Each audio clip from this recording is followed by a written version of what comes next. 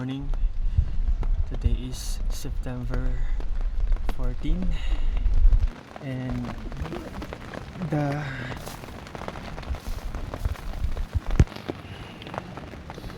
third video nga akong buhaton while I'm here at Mount Apo at the campsite, Camp 1.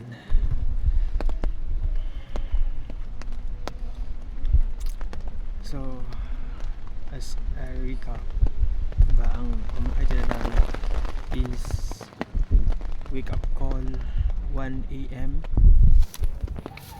and then 2 a.m. ang start from campsite to border and summit. But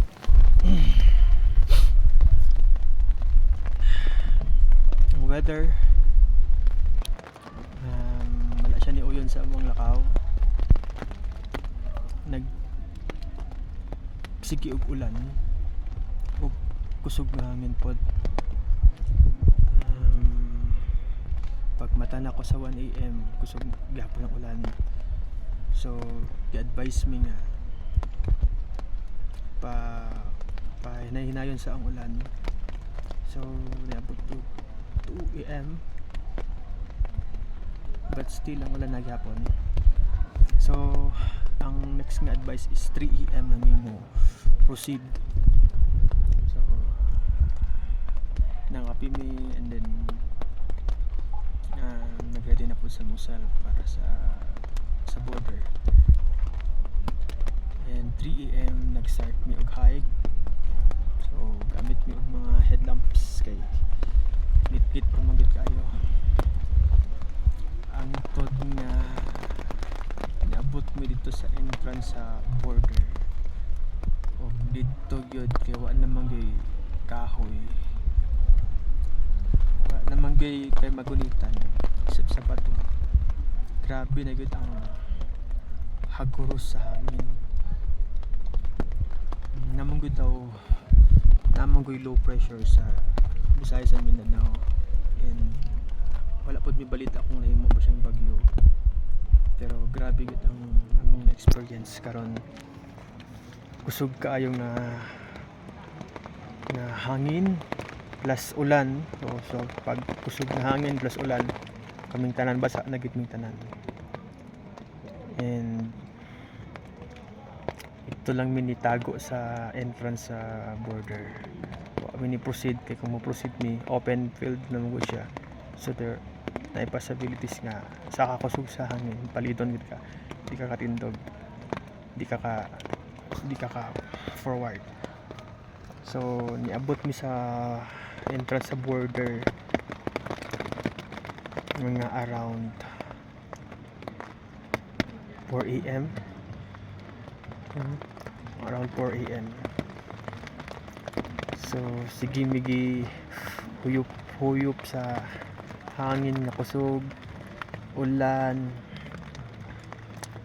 Ang tod nga ni-decide na gid ang amang leader, ang amang organizer, na balik na lang gid mi sa camp. So wala mi na dayon sa summit.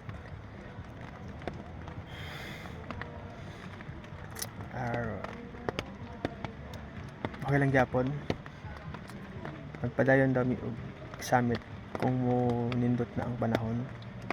So day 2 pa man ni karon na kami isa ka adlaw. Ang next na target is 12 midnight tomorrow, pero pag diligid mo subside ang panahon, then diri lang gid mi sa tent, dili mo proceed sa summit for our safety po.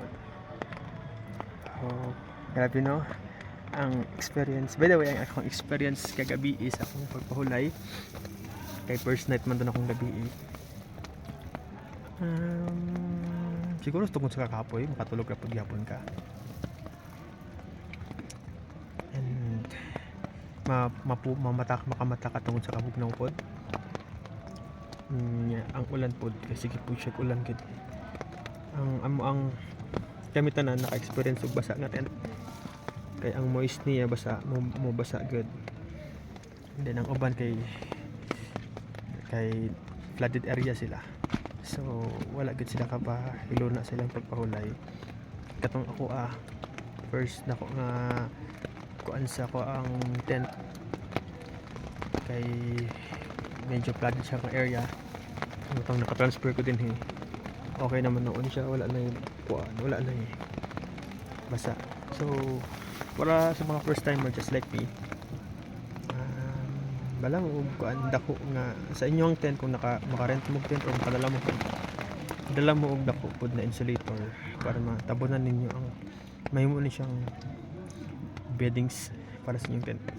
So ang bisan og mga 2 meters lang nga rolyo sa insulated sa foil pwede na kadiri sa pwede na maka-survive na ka na diri or even 1 meter lang sa ingani nga foil.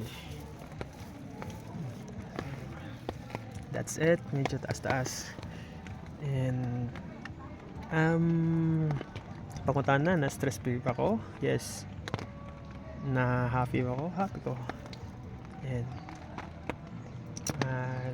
let's give a try para sa second attempt na mo tomorrow.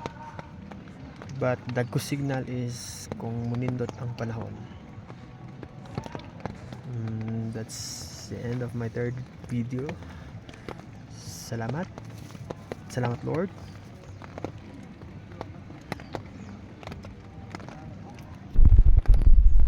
Bye bye. See you for the next video na kung